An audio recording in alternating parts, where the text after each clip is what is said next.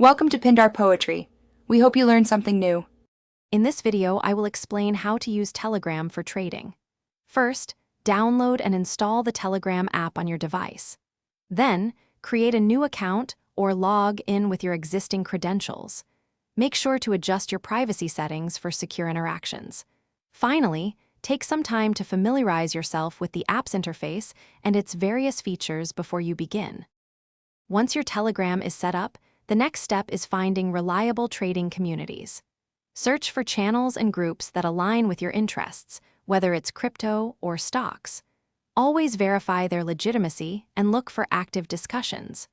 Joining a few different communities can give you diverse insights, but remember to start small. When you're in a trading group, carefully understand the signals and information shared. It's crucial to cross-reference this with your own market analysis. Always use a separate, dedicated trading platform for executing actual transactions.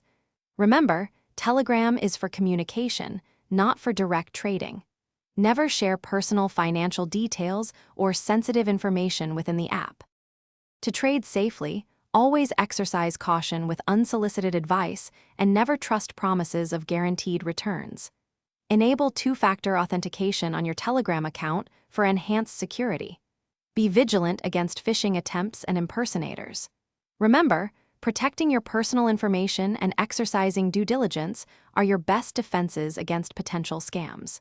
Stay informed and trade responsibly. Thanks for watching. Consider subscribing if we helped you.